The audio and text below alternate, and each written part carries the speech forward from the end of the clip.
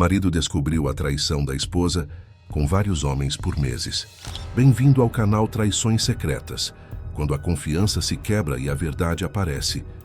Você já se perguntou até onde o amor pode ir antes que a confiança se quebre? No vídeo de hoje, em Traições Secretas, você vai conhecer a história de um homem que acreditava ter um casamento perfeito, até descobrir traições que mudariam sua vida para sempre. Mensagens apagadas, encontros secretos com vários homens há meses e uma mentira que parecia inofensiva, mas que destruiu tudo o que ele tinha. Uma gravidez inesperada. Prepare-se para entrar em um mundo de segredos, dor e revelações, onde nem tudo é o que parece, e onde a justiça fora do tribunal nem sempre traz alívio. Essa é uma história sobre confiança, traição e o recomeço depois de tudo. Antes de começarmos, não se esqueça de curtir, comentar, compartilhar, se inscrever no canal e ativar o sininho, para não perder nenhuma história emocionante como esta. Quanto mais você interage, mais o YouTube indica nosso vídeo para outras pessoas, ajudando a nossa família a crescer. Se você ou alguém que conhece já passou por uma experiência marcante de traição, superação, ou descobriu uma verdade que mudou sua vida, compartilhe conosco. Sua história pode ser contada aqui no Traições Secretas e ajudar outras pessoas que vivem situações parecidas. Envie seu relato para o nosso e-mail, que está na descrição. Garantimos total sigilo e, se preferir, sua identidade será preservada. Não guarde apenas para você. Conte sua história e faça parte da nossa família. Então vamos à história. Meu nome é André Menezes, tenho 37 anos e até pouco tempo atrás acreditava que levava uma vida perfeita. Sou engenheiro de produção e minha esposa, Bianca, é técnica de laboratório. Casamos jovens, cheios de sonhos e promessas. Compramos uma casa pequena no bairro da Tijuca, zona norte do Rio de Janeiro. Plantamos um jardim. Nunca fizemos planos para ter filhos. E por muito tempo eu realmente achei que tínhamos conseguido. Bianca era o tipo de mulher que transformava qualquer lugar em lar. E eu trabalhava demais. Projetos, viagens, prazos. E sempre dizendo a mim mesmo que era por nós dois, pelo futuro. Mas enquanto eu construía prédios, o que desmoronava era o que tínhamos dentro de casa. Os jantares ficaram mais silenciosos, os sorrisos mais raros. E de repente eu percebi que ela já não olhava para mim como antes. Achei que fosse apenas uma fase, até começar a sentir que algo não estava certo. Mensagens apagadas, ligações tarde da noite e aquele perfume diferente quando ela voltava das reuniões da clínica. Demorei para acreditar, mas quando a desconfiança virou dor, contratei um investigador particular. O que ele descobriu? Destruiu tudo. Por quase um ano, Bianca me traía. Não com um homem, mas com vários. Colegas do trabalho, conhecidos, pacientes e até estranhos. E como se isso não bastasse, descobri que ela estava grávida. Por um momento pensei que talvez o destino estivesse me dando uma segunda chance. Até o teste de DNA provar o contrário. A criança não era minha. Foi então que tudo saiu do controle. Meu advogado entrou com o pedido de divórcio. Mas Bianca, como se o que fez não bastasse, se recusou a aceitar o fim. Disse que ainda me amava, que o casamento podia ser salvo. E agora, aqui estamos diante de um juiz, de advogados e de um conselheiro de casais, tentando consertar algo que já não existe. Foi quando, na primeira audiência, o meu advogado entrou com pedido de divórcio ao juiz. Meritíssimo. Venho aqui formalmente pedir o divórcio do meu cliente, André Menezes. Visto que o casamento tornou-se insustentável após infidelidades comprovadas, perda de confiança e falha total nas tentativas de reconciliação com sua esposa Bianca. Meritíssimo.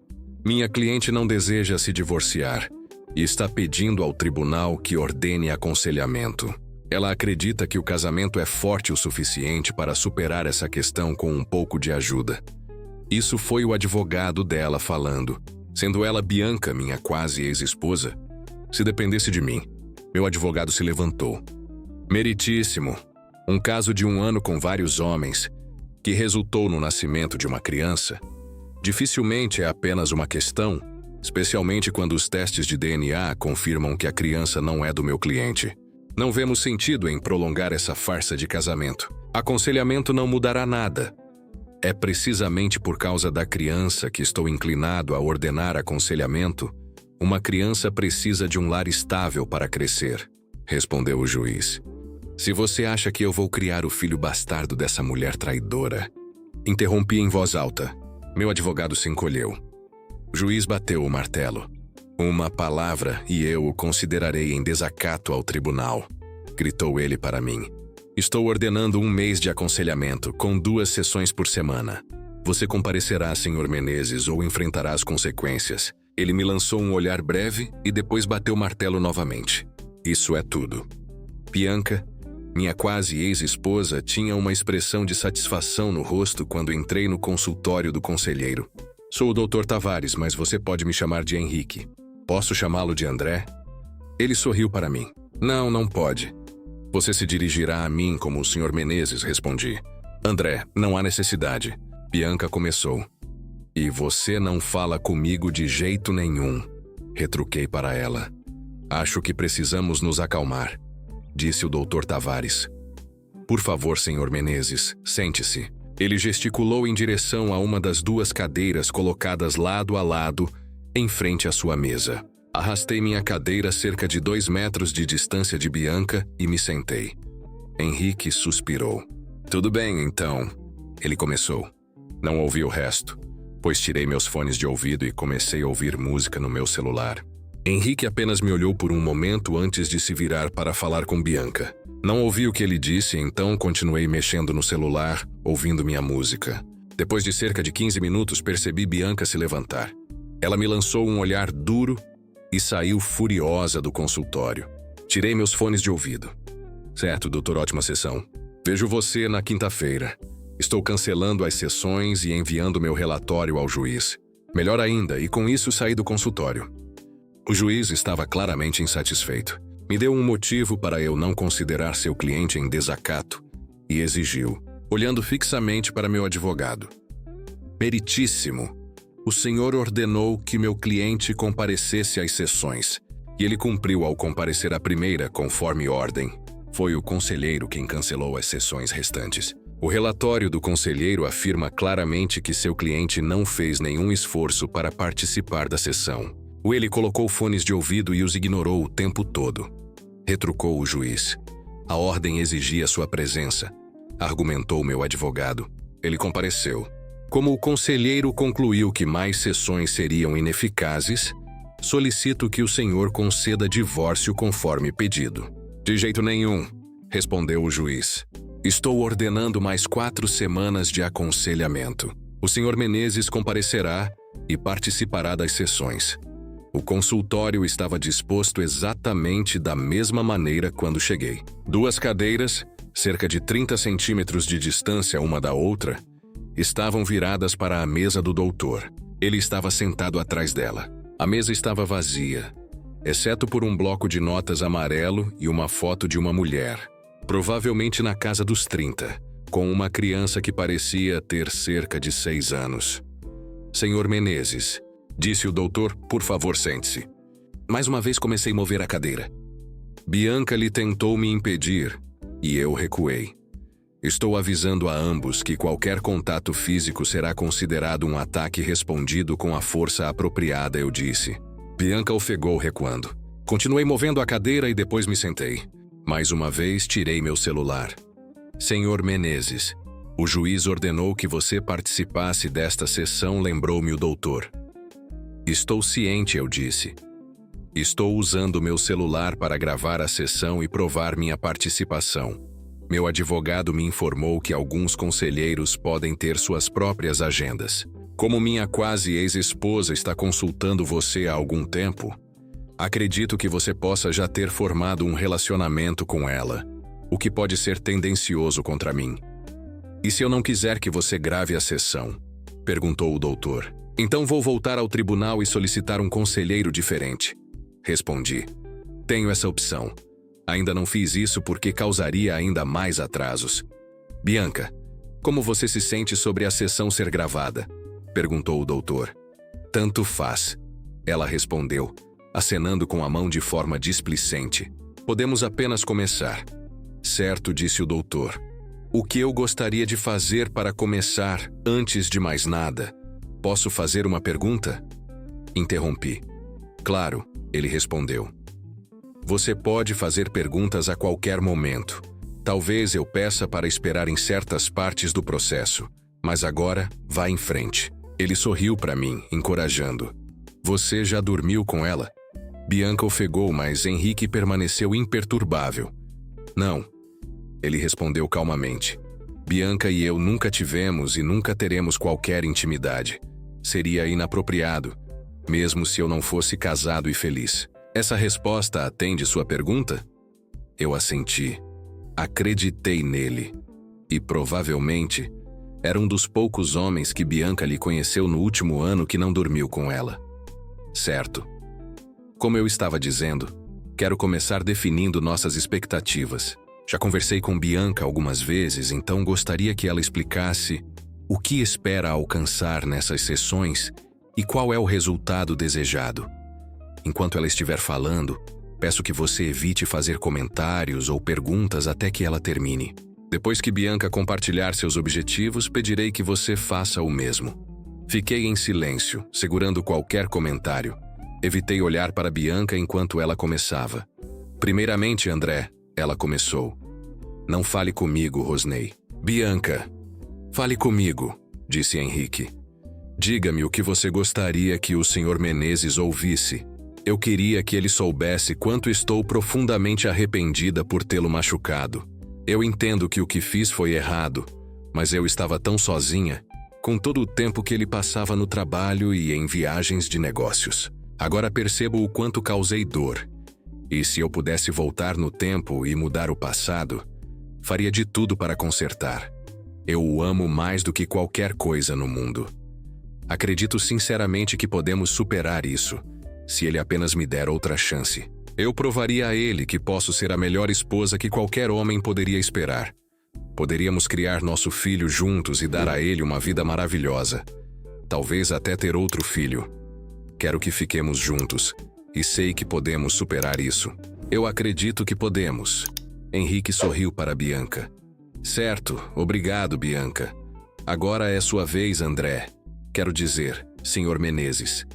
O que você gostaria de dizer? Eu o olhei friamente. Eu gostaria de ver esse homem mentiroso e nojento sofrer terrivelmente, eu disse. Bianca começou a chorar e saiu correndo da sala. Isso não foi útil, disse Henrique. Não estou tentando ser útil. Aquela mulher me traiu por um ano com metade dos homens da cidade, engravidou e tentou alegar que o bebê era meu. Se eu não tivesse suspeitado e pedido um teste de DNA, estaria preso pagando pensão para o filho de outra pessoa. Diga-me, doutor, como eu deveria reagir. É normal sentir raiva, mas você precisa ir além dessa raiva e considerar o que você tinha. Ele respondeu. Você realmente entende o que está falando, retruquei. Já sentiu que o amor da sua vida, a pessoa em quem você confiava de corpo e alma, e faria de tudo para proteger, te traiu tanto que você começou a duvidar da sua própria sanidade? Quando descobri o que estava acontecendo, quis fazer algo terrível comigo mesmo. E você notou que ela nunca se desculpou pelo que fez? Não por dormir com todos esses homens, não pelas incontáveis mentiras, não por ter esquecido da gravidez, nem mesmo por não saber quem era o pai da criança. A única coisa de que você pode ter certeza é que não era a pessoa que deveria ter dado à luz o filho dela. Eu. Então, já que você não tem ideia de como é estar no meu lugar, não fique aí com seu sorriso superior e seu conhecimento de livros, me dizendo para esquecer minha raiva. No momento, minha raiva é tudo o que me resta. Só quero me livrar dessa infiel e tentar juntar os pedaços do que sobrou. Isso conta como participação. Eu disparei enquanto saía de seu consultório. Quando cheguei em casa, decidi me preparar um pouco para a próxima sessão. Talvez eu finalmente pudesse deixar meu ponto claro. Eu pedi Bianca que nos deixasse ter esta sessão sem ela. Henrique afirmou quando entrei seu consultório na semana seguinte. Acredito que podemos conseguir mais se for apenas nós dois para começar. Contanto que isso ainda conte para o aconselhamento exigido pelo tribunal, Fico mais do que feliz em evitar estar na mesma sala que aquela mulher, respondi, me acomodando na cadeira e colocando o envelope no meu colo. Podemos, por favor, evitar chamar nomes? Isso não ajuda, só atrapalha o nosso progresso, ele insistiu. Não estou interessado em ajudar. Só quero passar por essas sessões e me livrar dessa infiel de uma vez por todas. Eu nunca quis participar dessas sessões e ela está determinada a me fazer sofrer o máximo possível. Ela não quer o divórcio, porque o acordo pré-nupcial a deixa sem nada. Então está tentando me forçar a aceitá-la de volta. Isso não vai acontecer. E enquanto a criança? Ele é inocente, não deveria ser poupado. Ele não é meu problema e nem minha responsabilidade. Retruquei. Eu deveria acolher todas as pessoas que não conseguiram se manter unidas e acabaram grávidas. Essas crianças não são minha preocupação, e nem essa é. Aí o doutor perguntou. Por que você está tão convencido de que só há uma maneira de isso terminar? Claramente você se importava muito com ela. Esses sentimentos não desaparecem da noite para o dia. Sua raiva está escondendo-os agora. Mas uma vez que ela se dissipar, e acredite, você perceberá que ainda há sentimentos nos quais pode se basear. Sentimentos que podem ajudá-lo a restaurar seu relacionamento e até torná-lo mais forte. Aquele sorriso voltou e eu quis socá-lo. Era hora de ele provar um pouco do seu próprio remédio. Apontei para a foto na mesa dele. Eu o parabenizo. Você tem uma família linda. Há quanto tempo você é casado? Perguntei a ele. Não estamos aqui para falar do meu. São 11 anos, se não me engano. Ele respondeu. Você se casou com sua namorada de infância logo após a faculdade. Esperou para ter filhos. E então o pequeno Enzo veio. Ele tem 9 anos agora? Perguntei com voz assustada, mas continuei. Essa foto deve ter sido tirada há alguns anos. Agora você sabia que sua amada Heloísa tem seus próprios segredos? Sabia que, quando ela diz estar na aula de pilates às quartas-feiras à tarde, enquanto você está trabalhando, ela está na verdade no Motel Paraíso da Avenida da Alameda, tendo um caso com o personal trainer dela? Isso é completamente ridículo. Ele gaguejou, embora eu pudesse ver que ele estava começando a ter dúvidas. Ele estava muito pálido. É mesmo? Perguntei, puxando várias fotografias do envelope. Coloquei as fotos uma a uma na mesa dele. Elas mostravam uma mulher esbelta entrando em um quarto de hotel com um homem jovem e musculoso. Ele estava com o braço em volta da cintura dela e eles se olhavam com carinho. Em seguida, puxei um DVD e coloquei na mesa dele também. Também há filmagens de dentro do quarto, se você quiser provas reais das atividades deles. É bem explícito. Eu não recomendaria assistir. Cometi esse erro quando recebi o relatório do meu investigador particular. E essas imagens me assombram até hoje.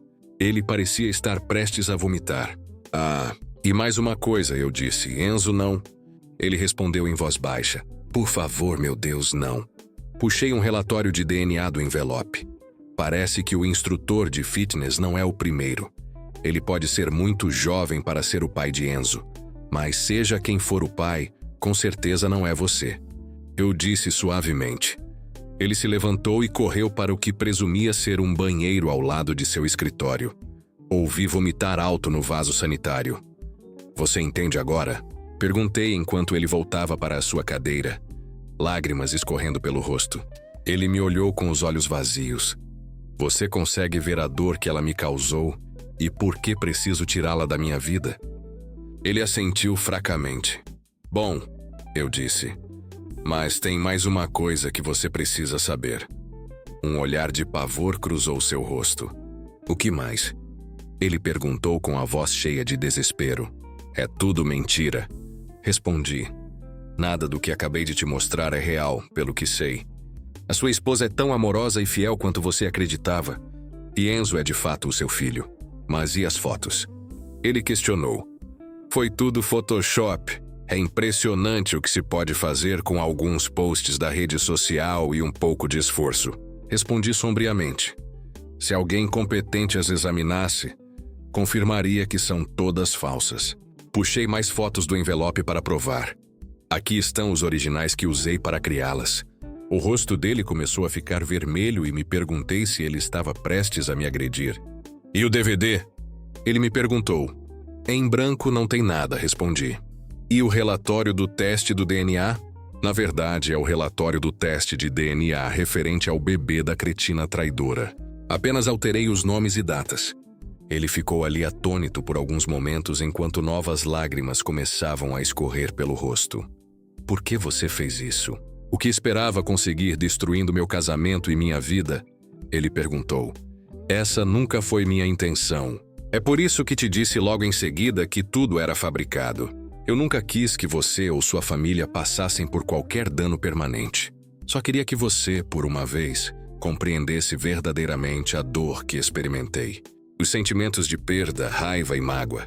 Você sentiu isso por alguns minutos. Eu estou vivendo isso. Seu sofrimento temporário é minha realidade diária agora.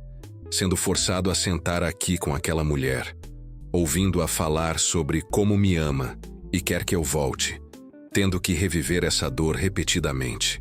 Existem leis contra punições cruéis e incomuns. Por que elas não se aplicam aqui? Só quero seguir em frente, tentar salvar o pouco que me resta e continuar com minha vida. Por que você e os tribunais não me permitem fazer isso? Recolhi todos os documentos da mesa e os coloquei de volta no envelope. Vou deixar isso com você para descartar. Eu disse, lamento profundamente ter que fazer isso, mas precisava que você entendesse. Então saí do escritório dele. Meritíssimo. Tenho o relatório do aconselhamento ordenado pelo tribunal, que meu cliente foi obrigado a frequentar. Meu advogado voltou a falar com o juiz. Tenho uma cópia, respondeu o juiz com aspereza. Parece que o conselheiro acredita que mesmo após 3 das 8 sessões exigidas, este casamento está além de qualquer reparo. E para o bem-estar de todos os envolvidos, incluindo a criança, a melhor opção seria permitir sua dissolução. Sim, meritíssimo. Solicito que finalize o divórcio conforme descrito na petição. O juiz fixou o olhar em mim por um longo momento. Eu me concentrei olhando diretamente à frente, evitando contato visual. Concedido, ele finalmente declarou batendo o martelo.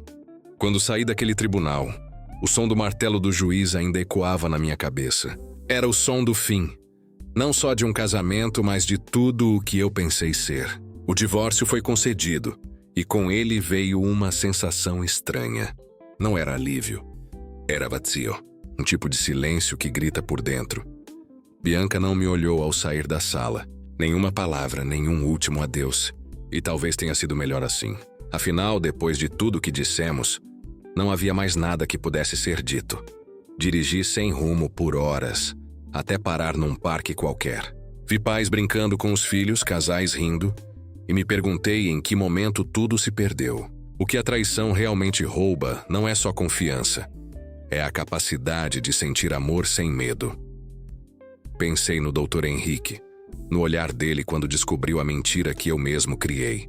Eu queria que ele entendesse minha dor. E ele entendeu. Mas o preço disso foi perceber o que eu me tornei. Alguém disposto a ferir outro ser humano só para validar a própria ferida. Naquele momento, eu percebi que talvez Bianca tenha destruído o casamento, mas fui eu quem destruiu o que restava de mim. O juiz encerrou um processo, mas não uma história. Porque não há sentença que anule cicatrizes. Guardei o envelope no banco do passageiro. Abri a janela e um a um deixei os papéis voarem com o vento. Relatórios, fotos falsas, mentiras. Tudo indo embora. Talvez fosse o começo de algo que eu não sabia mais como fazer. Seguir em frente. E pela primeira vez em muito tempo, eu sussurrei.